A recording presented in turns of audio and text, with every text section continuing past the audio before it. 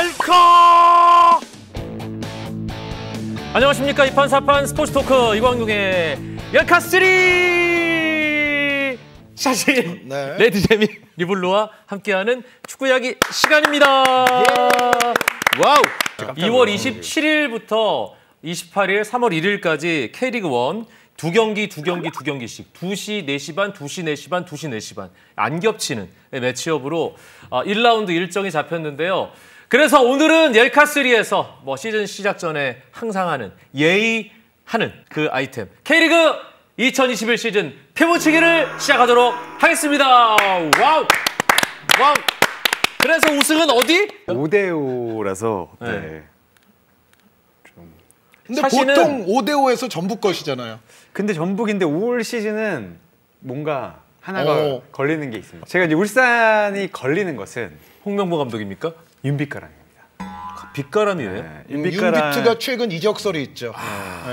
윤빛가람이 남아서 역대 최고의 활약을 펼친다면 아주 0.00001 정도 울산도 할 수 있을 것 같다. 근데 다만 윤빛가람이 없으면 전북입니다. 단호하군요. 저는 그렇게 생각합니다. 대단하네. 울산의 중심뿐만 아니라 아시아 챔피언스리그 최우수 선수 아닙니까? 네, 이제는 아시아의 중심 선수죠. 그래서 샤시는 어딥니까? 저는 이번에는 전북이 지난 시즌보다는 조금 더 무서워질 수도 네. 있다. 아니 물론 울산도 괜찮아요. 울산도 괜찮은데 그냥 여기서는 짧게 한 줄만 말씀드리자면 중하위권 팀을 상대로 3점을 가져오는 그 이른바 승점 획득의 그 위력이 전북이 조금 나을 것 같아요. 따야 할 때 확실하게 딸 것 같다는 거군요. 네, 그러니까 전북이 조금 더. 순위가 조금 떨어지는 팀을 상대로 확실히 3점을 가져오는 능력을 비교하자면 울산보다는 전북이 조금 나을 것 같아요. 자, 레드재민.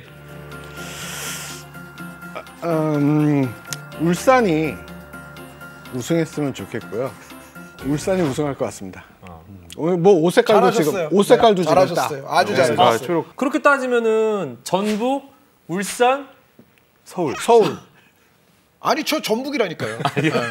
울산이 우승할 것 같다라고 얘기한 이유는 뭡니까? 진부하게 말씀드리자면 누가 우승해도 이상하지 않은 상황이고 울산이 지금까지 계속 그 지적 받아왔던 부분에 이제 변화가 생겼잖아요. 감독이 교체가 돼서 홍명보 감독이 굉장히 오랜만에 일선으로 복귀를 했는데 홍명보 감독 K리그는 물론 처음이지만 그 카리스마나 선수 장악력이나 특히나 스타 선수들이 많은 팀인데 누구보다 대스타잖아요. 홍명보 감독은. 지네딘 지단이 그냥 이름 석자로 그 레알 선수들을 아우르듯이 홍명보 감독도 그런 효과가 있지 않을까, 각성 효과가 있지 않을까라고 생각을 하는데 이제 걱정되는 거는 홍명보 감독님이다 하고 딱 보니까 주니어가 없어졌어. 힌터제어 선수가 어느 정도까지 해줄 것이냐, 그리고 아까 얘기 나온 윤빛가람 선수가 또 남느냐 마느냐 이런 변수가 있기는 하지만 어쨌거나 홍명보 감독 팩터가 굉장히 크다고 생각을 하고 울산이 지금까지 결정적인 고비를 넘지 못하고 항상 2위, 준우승 이렇게 했는데 아시아 챔피언스 리그를 드디어 먹고 뭔가 좀 이제 우리도 우승할 수 있네? 라는 또 다른 각성 효과가 있지 않을까.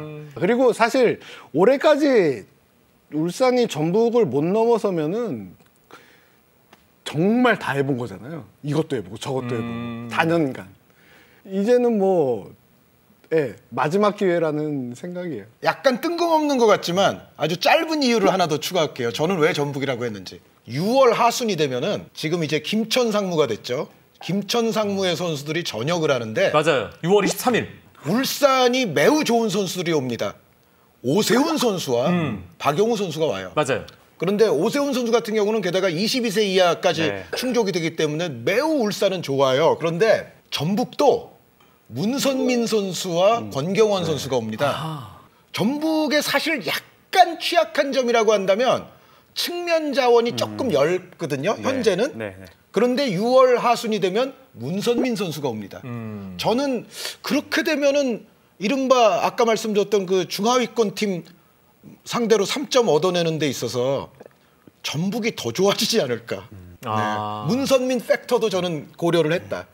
저도 뭐 비슷한데 일단 수비 문제가 저는 좀 크다고 봅니다. 왜냐면 중앙 수비만 놓게 보면 김기 볼트위스인데 괜찮은 조합입니다. 다만 김민혁, 홍정호에다가 나중에 권경원이 오는 전북보다 더 수비가 단단하냐라고 봤을 때는 그렇진 않은 것 같아요. 공격은 둘이 비슷하다고 봤을 때 수비가 누가 더 단단하냐, 먹지 않아야 될 때 누가 먹지 않을 거냐라고 하면 저는 전북에 더 높은 점수를 줄 수밖에 없기 때문에. 하지만 울산에는 조현우 골키퍼가 있지 않습니까? 조현우가 그 아마 작년에 송범근보다 2~3배는 더 세이빙을 많이 했던 것 같아요. 왜냐면 투과시키는 율이 다른 거죠. 냉정하게 보면. 조현우가 있어서 그만큼 했지만 어쨌든 간에 양이 똑같으면 조현우가 더 실점을 적게 하겠지만 양이 이만큼 많으면 조현우도 어쩔 수 없다. 그런 말씀을 드리고 싶습니다. 그래서 결과적으로는 조현우 골키퍼가 이제 잘 막는 거잖아요. 네. 골라인 뒤로만 안 가면 되는 거잖아요. 그쵸. 어디서 막히든 네. 공이. 그렇기 때문에 울산이 우승합니다. 이게 평소에는 종이 잘 안 가져오지만 오늘은 막 몇 페이지를 지금 가져왔는데 직접 타이핑을 하셨어요, 심지어. 예, 예, 예. 그 불투이스 선수 같은 경우는 어떤 때는 정말 벽처럼 보이고 아주 엄청난 수비력을 과시할 때가 있는가 하면 약간은 조금 성급한 플레이로 카드를 받는다든가 네. 약간은 이제 좀 뒤늦은 마크, 조금 상대를 좀 프리하게 놔두다가 뒤늦게 따라가거나 이런 부분들이 간간히 나와요. 불투이스 선수는. 그리고 김기희 선수도 실책으로부터 자유롭지가 않거든요. 네, 그래서 제가 봤을 때는 그런데 울산이 만약에 이 두 조합이 불안하다 하면은 김태현 선수가 와 있어요. 와 있죠. 네, 서울 이랜드에서 뛰었던 김태현 선수가 와 있는데 김태현 선수 기용 빈도가 조금 늘어날 수도 있다. 그러니까 두 선수 중에 한 명이 불안하게 되면 김태현을 이렇게 섞어서 좀 로테이션처럼 돌아가게 만들 수도 있다는 생각을 해요. 알겠습니다. 정말 한국 축구 역대 최고의 수비수가 감독으로 뛰는 그 팀이 수비가 불안하다. 그리고 항상 힘들어하지만 그래도 해야 되는 거. 2021 시즌 이 팀은 좀 어려워 보인다. 샤신. 어려워 보이는 팀들이 있죠. 제가 봤을 때는 한 서너 팀이 있는데 오. 아무래도 인천, 광주 그리고 저는 수원 FC도 조금 불안정하다고 보고요. 여기에 이제 성남도 아주 많이 강해지진 않았죠.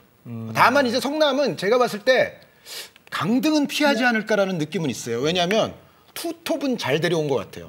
네. 투톱이 이 뮬리치 선수와 부시 선수라는 부시. 그 두 선수가 있는데 이 뮬리치 선수는 뭐 2m가 넘죠. 엄청난 장신이고 이제 영상 같은 걸 좀 보니까 이 선수가 2m가 넘는 선수여서 아주 굼뜰 거라고 생각하면 오산이에요. 제가 영상을 보니까 키가 큰 것에 비해서는 기동력도 어느 정도는 갖추고 있어요. 여기에 이제 부시라는 또 옆에서 뛸 파트너는 상당히 또 어떤 활동폭이라든가 플레이의 다양성이 있는 선수거든요. 그래서 부시와 뮬리치 요 투톱만 좀 잘해주면 제 생각에는 성남은 열회. 네, 그 밑으로 가지는 않을 것 같아요. 그런데 아까 처음에 말씀드린 세 팀 있잖아요. 인천과 광주와 수원 FC. 요 세 팀은 모두가 좀 불안정한 거는 건 틀림이 없다. 그러면 사실은 인천과 광주와 수원 FC 세 팀 중에 두 팀이 강등되거나 강등 위기에 빠질 것이다. 네네네. 이렇게 전망을 해주셨고요. 레드제민. 정확히 세 팀을 적어왔는데 정확히 세 팀을 말씀하셨어요. 이유도 있어요. 요거 이유 이유도- 5줄밖에 안 되니까 이유도 다 예. 들어보세요. 자, 한번. 이유도 거의 비슷한데 이제 광주를 꼽는 이유는 감독이 바뀌었고 다행히도 이제 펠리페하고 엄원상이 남았는데 윌리안 가고 아슈르마토프, 홍준호 빠지고 이 경기력의 100%를 담기가 힘들지 않을까 이런 뭐 예상 걱정이고 뭐 인천 같은 경우는 좀 나쁘지 않아요. 예, 나쁘지 않은데 이제 어디선가 누군가 그러시더라고요. 이제 승리수당 규정이 바뀌었기 때문에 상한선이 있죠, 이제. 네. 네. 막판에 힘들 수도 있다라고 뭐 농담처럼 말씀을 하시는데 사실 이 바닥에서는 농담처럼 웃지만 다들 그럴 수도 있다라고 또 고개가 한 요 정도는 끄덕여지잖아요. 제가 만약에 조성환 감독이면 이렇게 반론할 것 같아요. 초반부터 좀 올해는 잘해서 나중에 승리 수당을 쏟아붓지 않아도 충분히 살 수 있도록 미리 만들어 놓겠습니다. 제가 감독이면 그렇게 반론할 그게 가능합니까 지금? 지난 10년간 모든 인천 감독이 그렇게 얘기를 수원 FC는요? 수원 FC는 아무래도 일부 경험과 선수단이 너무 많이 바뀌어서 이게 좀 당황스러울 정도로 뭐 K리그가 뭐 대부분 좀 선수단 변화폭이 크지만 큰 아니 근데 리그지만 원래 K리그 2에 있다가 승격이 돼서 일부러 올라오면 막 좋은 선수 영입해서 전력을 강화하잖아요. 그 말씀이 맞는데 그거를 고려한다 손치더라도 수원 FC는 정말 많이 바뀌었어요. 제가 정확하게 세워보진 않았는데 30명 가량이 나가고 30명 안팎일 거예요. 그러니까 그리고 20명 안팎이 들어왔어요. 네. 어떻게 그렇게 바뀔 수 있어요? 그러니까 뭐 한쪽으로 보면 그만큼 구단 쪽에서 이번에는 진짜 살아남는다라는 의지의 표현일 수도 있겠지만 축구적으로 이론적으로만 보면은 이거 너무 많이 바뀐 거 아닌가. 이게 아무리 김동윤 감독이 아무리 시스템을 많이 잘 잡아놨다고 하더라도 손발, 얼굴, 머리 뭐 다 바뀌었거든요 지금. 그러니까 정상적인 경기력이 언제쯤 나올 수 있지? 라고 했을 때 그게 너무 늦게 나와버리면은 또 위험해질 수 있죠. 그런데 제가 만약에 김도균 감독이면 이건 또 이렇게 반론할 것 같아요. 선수가 많이 바뀌어서 뭐 조직력적으로는 뭐 좀 쏘네라고 얘기하지만 그럼에도 불구하고 우리 데려온 선수들을 봐라. 데려온 선수들 이름 하나하나가 대부분 퀄리티가 있고 기본적인 이런 상황에 대한 경험치를 축적한 선수들이 많다. 그래서 다 잘들 할 것이다 라고 말하면 어떻게 하겠어요? 뭐 울산이 이름값이 떨어져서 우승 못합니까? 류블리 얘기를 듣죠. 누가 불안합니까? 저는 사실 광주가 가장 불안합니다. 이 팀이 단단하게 지키면서 물론 실점은 많았습니다만 지킬 경기는 단단하게 지키면서 빠르게 역습해가지고 펠리페, 엄원상, 윌리안이 뭔가 후다닥 해가지고 상대를 무너뜨리는 축구였잖아요. 그래서 심지어 지난 시즌에 상위 스플릿까지 갔잖아요. 네, 상위 스플릿 갔는데 일단 윌리안과 여름이 이제 가운데서 이제 허리 역할을 했었는데 그리고 아실마투퍼, 홍준호가 이제 후방을 지켰잖아요. 물론 뭐 김봉진도 데려오고 김원식, 박준강, 곽강선 데려와서 사실 이름값으로만 봤을 때는 뭐 조금 구성상의 문제는 있겠지만 되지 않을까라는 생각이 드는데 일단 감독까지 바뀌었잖아요. 어떤 김호영 감독은 작년에 실점이 많았다고 지적을 했대요. 실점이 많았던 건 사실이죠. 근데 제가 봤을 땐 광주는 실점이 많았지만 또 안 내줄 경기에서는 확실하게 안 내줬거든요. 근데 지금 산술적으로만 실점을 줄이는 게 될까라는 생각이 좀 들고 빠른 역습에서 한 축이 무너졌는데 과연 지금 들어온 선수들이 윌리안만큼 엄원상하고 정말 이렇게 50대 50? 이 정도의 비율을 가져갈 수 있을 것인가 이 문제가 좀 가장 커 보이고 광주가 가장 불안하다? 네, 광주가 가장 불안하죠. 그리고 저 수원FC는 이 팀은 정말 기대가 되기도 하면서도 한편으로 되게 불안한 게 수비진에 따는 게 박지수 선수가 군대에 가야 됩니다. 그렇죠. 중간에 그러니까 나가야 네. 돼요. 근데 ACL이 일정이 4월에 하게 돼서 일정이 우리가 이제 4월에 쉬거나 뭔가 이 방역 때문에 이 일정이 또 한 달 반가량 미뤄진다면 4월에서 한 5월 초 네. 정도까지 못 하게 되니까 군대에 가면 그게 6월쯤 되는 거죠. 그렇죠. 그러니까 많은 경기를 소화 못 한다는 얘기죠. 네. 박지수가 있을 때와 없을 때가 저는 좀 차이가 클 것 같습니다. 박지수가 어떻게 보면 이 팀에서 지금 가장 믿을 만한 수비수거든요.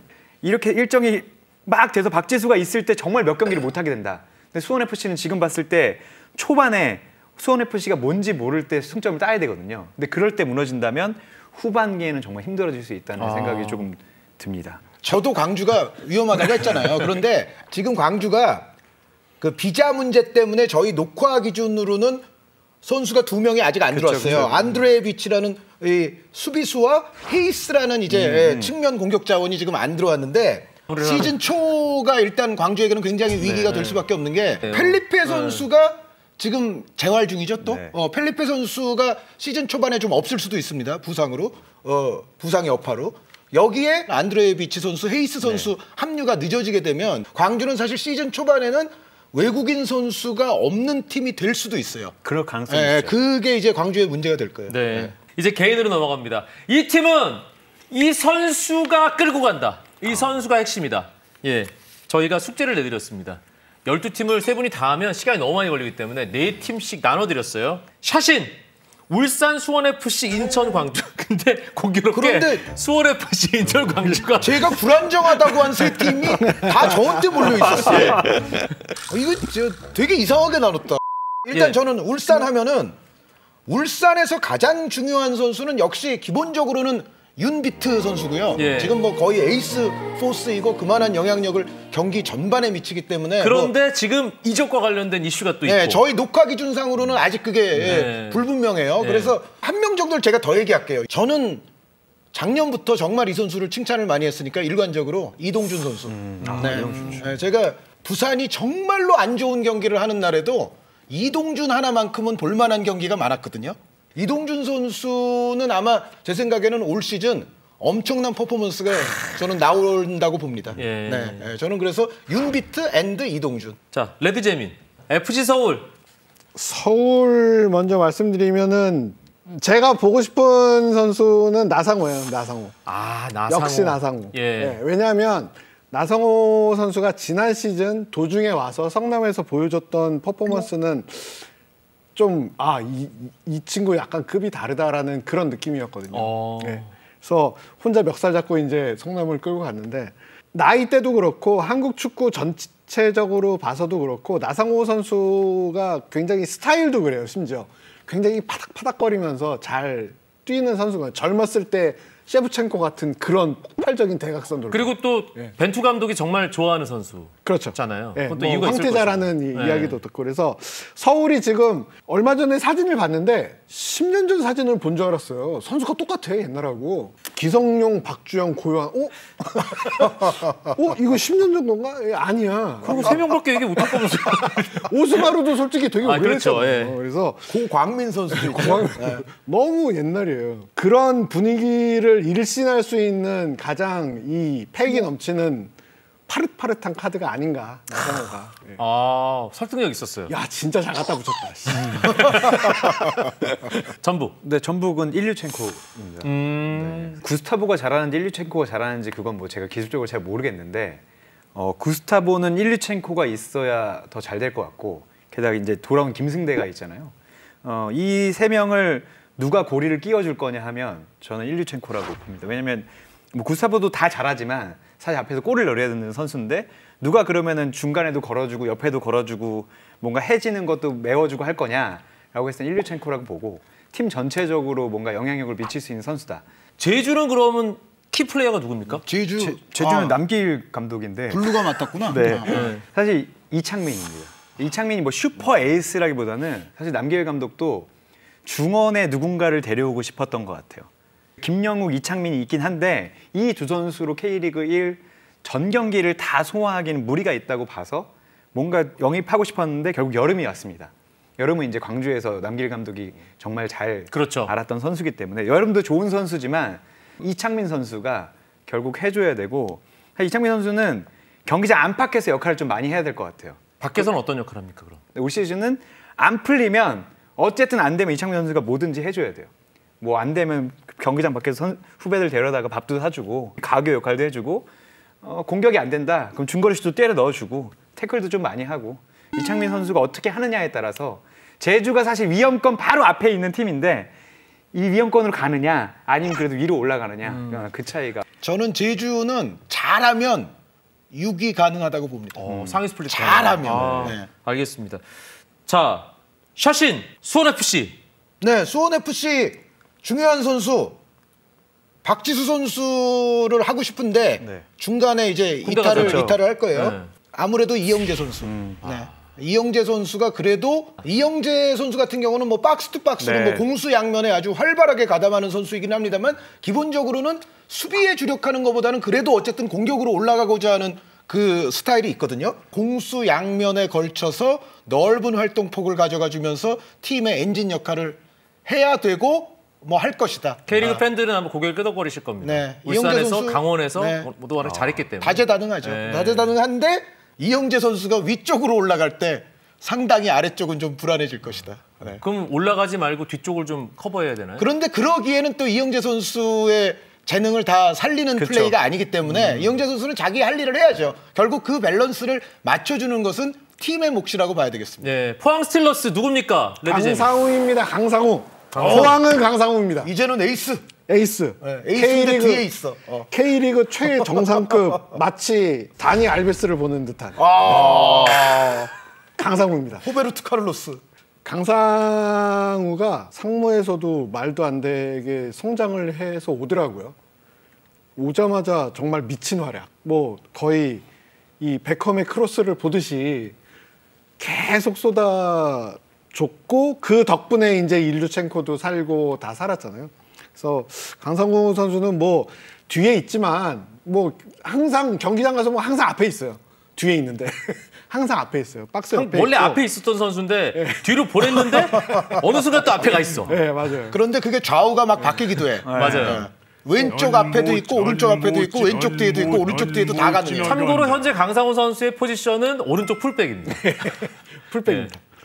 그리고 뭐 포항은 좋아요. 지금 포항은 또 이 U22 규정에서 가장 행복한 팀이기 때문에 1588 라인이 해체가 됐는데도 완전히 해체됐지만 일단 U22에 지금 송민규가 있기 때문에 좀 반칙 같아요. U22에 송민규가 또 나오는 거는 송민규 좀 반칙 같아요. 굉장히 행복하죠 지금 이 팀. 예. 그리고 한 선수 더 말씀드릴 건 이제 풍기 사무엘이라고 찾아보니까 제 중학교 후배더라고요. 그래서 굉장히 기대하고 있어요. 뭐야?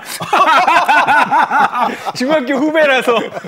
레드제민의 중학교 후배 풍기 사무엘 주목해 주시기 바랍니다. 예. 네, 인천. 예. 인천은 저는 네게바. 네, 네게바 선수. 왜냐하면 무고사 아길라르의 투맨 팀이에요. 아길라르 무고사 이 플레이메이커 한 명, 골잡이 한 명 이렇게 둘만 보고 가기에는 너무 험난하거든요. 길고도 먼 리그예요. 그런데 여기서 측면의 돌파력으로 흔들어주는 선수, 의외성을 불어넣어 줄 수 있는 선수가 하나 더 있으면 그러면 이제 인천 상대하는 팀들이 이제 굉장히 곤란해지겠죠. 네. 네게바가 저는 키를 쥐고 있다고 봅니다. 예. 류블로. 저는 수원 으로 가면 예. 제리치입니다.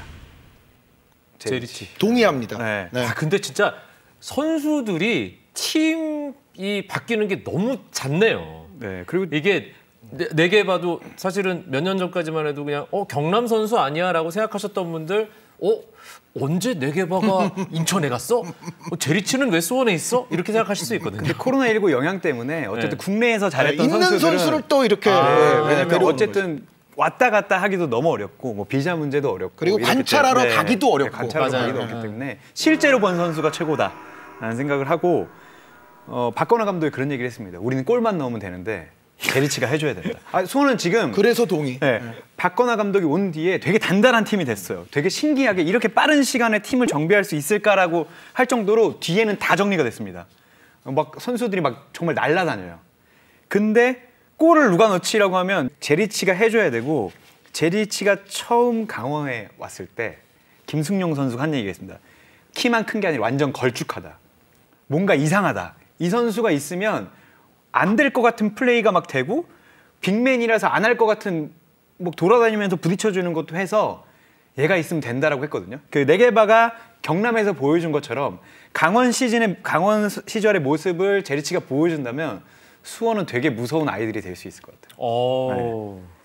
설득력 있어. 네. 김태환 선수를 필두로. 그리고 김태환 왜냐면 김태환이 또 U22잖아요. 사기처럼 김태환도 조금 사기인데 완전 주전인 선수가 22세 이하면 정말 좋은 거죠. 그건 진짜 우리 전문 용어로 먹고 들어가네. 그렇죠. 그 옷깃을 세운 뒤에 오히려 박건하 감독을 부끄러워서 못 보고 있다는. 옛날 얘기 하지 마세요. 네. 아니 사실 저는 시즌 시작 전에 이렇게 2021 시즌을 준비하면서 가장 주목하는 팀이 강원 FC거든요. 대표 이영표 대표와의 친분 때문입니다. 그렇죠. 근데 강원도 이영표 선수 뛰어야 되지 않나요? 답답하면? 네, 답답하면. 자, 강원의 키플레이는 누굽니까? 강원 키플레이어이자 올해 최고의 영입인 이제 한국영. 재계약이 영입은 아니잖아요. 재계약은 영입과도 같다. 이거는 굉장히 어마어마한 탑팀으로 영입이죠. 가는 게 기정사실인 것 같았는데 남았단 말이죠. 자연스럽게 이어서 성남 FC.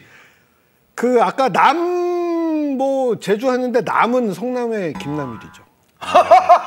아니, 전혀 연관성이 없는데 남씨하고 어떻게 남이라고 갔습니까? 그런 식으로 남자랑 편향성을- 일자 들어가는 거는 공통점이네. 남은 저 남철 선생님, 남성남 선생님이에요. 김남일 감독입니까? 김남일 감독은 아니고요. 한 명을 꼽자면 이제 박용지죠. 팀 내에서 가장 기대도 높고 지금 맨 앞에서 나상호와 토미와 이제 앞이 없어졌는데 그러고 보니까 또 뒤도 다 없어졌네. 앞이 없어졌는데 어쨌든 성남에서 박용지에 걸고 있는 기대가 굉장히 크고 성남 에이스는 박용지입니다. 박용지. 예. 자, 광주 FC는 누구를 주목해야 됩니까? 제 생각에는 빗고울 지단이 되어라 김정우 선수. 네, 엄원상 선수, 펠리페 선수 살리려면 그리고 그쵸. 헤이스 선수 뭐 오게 되면 이제 살리려면 김종우 선수가 플레이메이커 역할을 해줘야 돼요. 그런데 김종우 선수가 예전 그 좋았을 때 아주 유망하게 올라올 때 기준으로 보면 사실 재능은 충분히 우리가 엿볼 수 있었거든요. 근데 그 이후에 기대치만큼 수원에서 성공하지를 못했는데 이 빗고울에 가서는 빗고울 지단이 돼줘야 됩니다. 자, 김종우. 김종우. 빗고울 지단이 되어라. 네. 예. 마지막. 대구는 대구. 세징야죠. 근데 세징야인데 좀 달라요. 기존 에이스들과. 세징야는 이제 짐도 나누고 공도 나눠라. 그런 에이스입니다. 이제 물론 저번 시즌 잘했습니다만 아주 좋았을 때보다는 조금 떨어졌거든요. 근데 이제는 공을 좀 많이 줘야 될 것 같아요. 너무 많이 쥐고 있으면 다른 선수들이 시들해질 수 있다. 이제 에드가와 세르지뉴는 친구라고 하는 세르지뉴와 이근호와 정승원에게 공도 나눠주고 부담도 나눠줘라.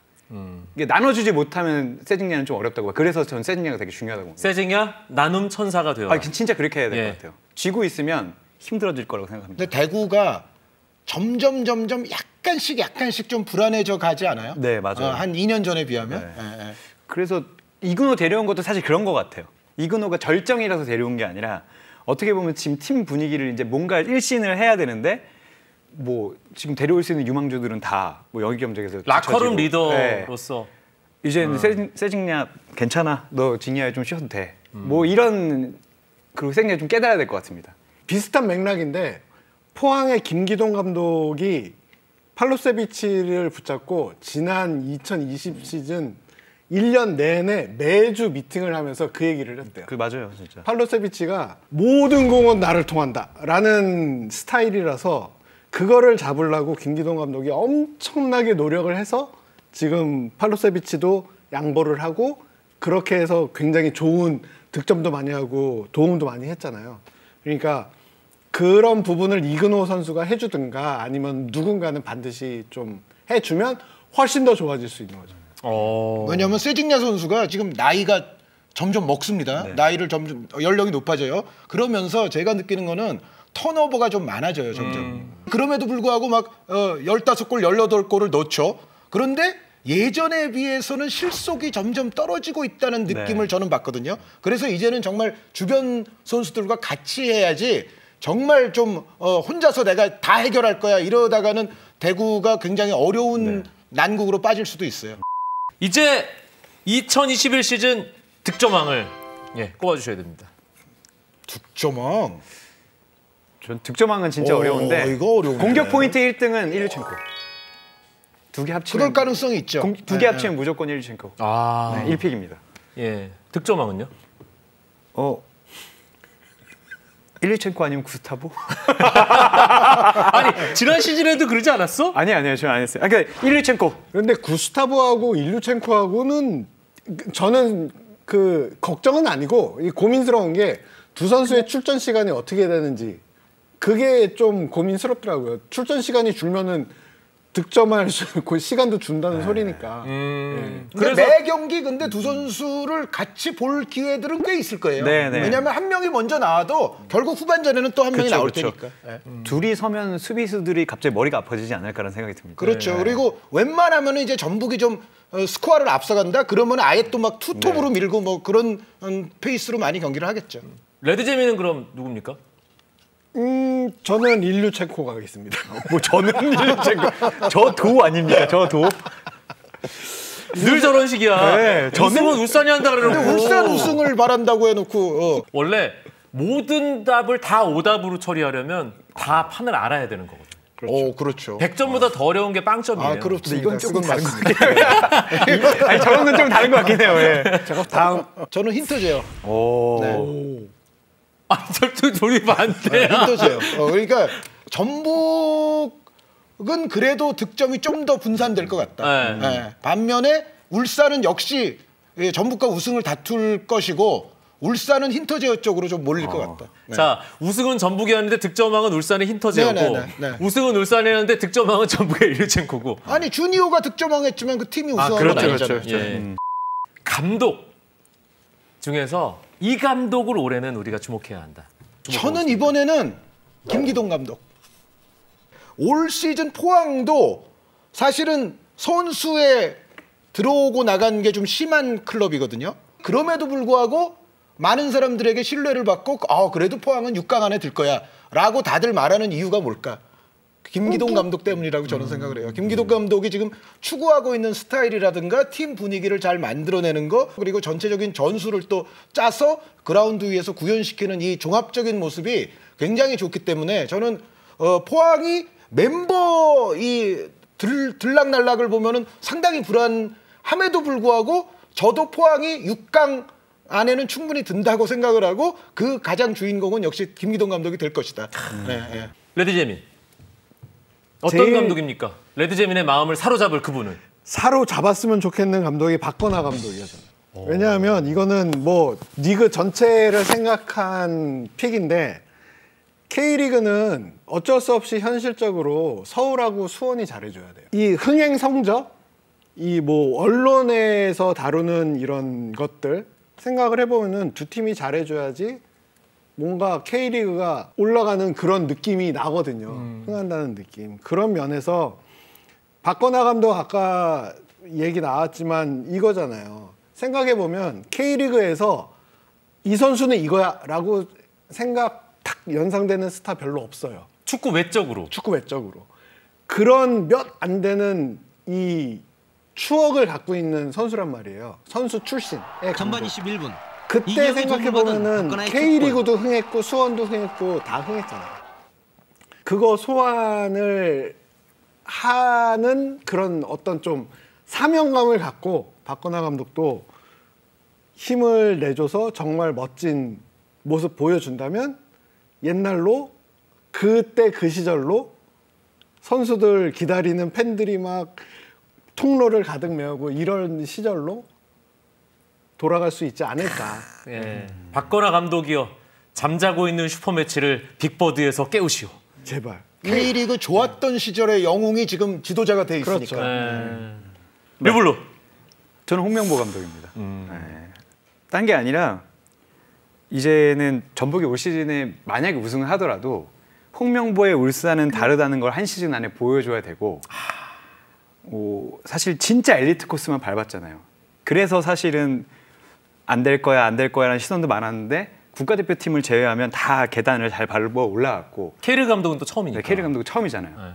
다 의구심이 있고 어쨌든 홍명보 감독이 K리그에 와서 흔들어 준다면 그리고 울산이 홍명보와 함께하면 호랑이를 깨울 수 있다면 저는 리그 자체가 되게 완전히 달라질 거라고 봐요. 그러니까 사실 이제는 전북하고 울산이 확 치고 올라가는 것이 리그에 저는 발전이 안 된다고 보지 않거든요. 오히려 두 팀이 엄청나게 잘해준다면 더 희망이 생길 거라고 봐요. 우리도 투자한다면, 우리도 좋은 선수로 갖춘다면.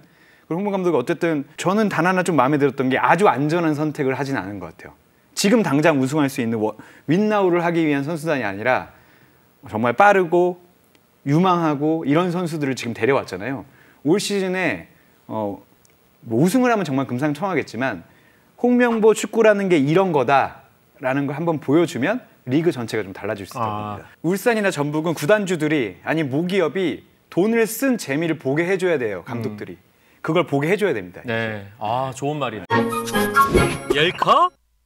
열카 3 축구 이야기 2021 시즌 K리그 1 피모치기 한 줄 요약하겠습니다. 개막전부터 정말 흥미진진한 매치업이 줄을 잇고 있습니다. 제 생각에는 가장 흥미진진한 매치업 하나 추천해드리면서 저의 한 줄 요약을 대신할까 합니다. 홍명보 대 이영표, 울산 대 강원이 기다리고 있습니다. 자, 증명 더비. 가슴이 웅장해지는군요. 홍명보 대 이영표. 병수 형에게 죄송합니다. 김병수 감독님도 계시군요. 요 대결이 홍명보 감독과 김병수 감독은 대학교 1년 선후배 그렇죠. 사이예요. 그리고 이영표 선수와 또 홍명보 감독, 이영표 대표이사와 홍명보 감독은 잘 아시다시피 2002 한일 월드컵을 같이 성공을 이뤄냈는데 뭐 엄밀히 말하면 그런데 세대가 좀 다르죠. 네. 그래서 어떻게 보면 정말 윗세대를 대표하는 사나이와 아랫세대를 또 대표하는 또 대표 주자 중에 한 명이죠. 그래서 굉장히 흥미로운 승부가 저는 될 거라고 봐요. 그러니까 네. 홍명보 대 이영표, 홍명보 대 김병수도 잊지 말아야 되겠네요. 네. 지금 뭐 뒤에 부연을 많이 하셨지만 류블루가 딱 정리했어요. 증명 더비. 자, 레드재민. 지금 다들 어렵잖아요. 굉장히 어렵고 이런 상황에서 무관중 속에서 또 시즌이 개막을 하는데 그럼에도 불구하고 누군가는 이제 K리그 선수들을 보면서 응원도 하고 기뻐도 하고 박수도 치고 꿈도 꾼단 말이에요. 그런 게 눈에 보이지 않는다고 절대 그게 없거나 공짜라고는 생각을 하지 마시고 이렇게 힘들수록 더 여러분 누군가는 나를 보고 있다는 생각으로 올해는 더 멋진 플레이로 좀 보답을 해주시기 바랍니다. 아니 저는 왜 이런 문학적 감성이 어려서부터 없지?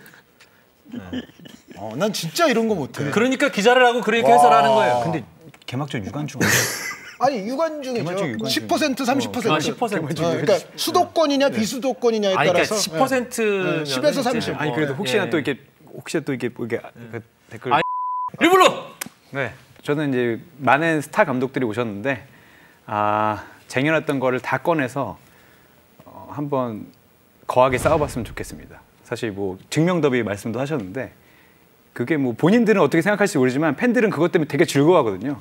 이제 무대에 나오셨으니까 빼지 말고 한번 거하게 휘둘러봤으면 좋겠습니다. 네, 한번 신명나게 싸워봤으면 좋겠습니다. 네. 뒤로 빼지 말아주십시오. 이야기거리를 최대한 많이 끌어내는 네, 아니 그런 한 거리는 판이 정말 있습니다. 많아요. 네, 지금 맞아요. 뭐 네. 판에 엄청 나와 있는데 뒤로 이렇게 살짝 숨기지 마시고 팬들은 이제 싸우는 걸 바라니까 재밌게 싸워주십시오. 네.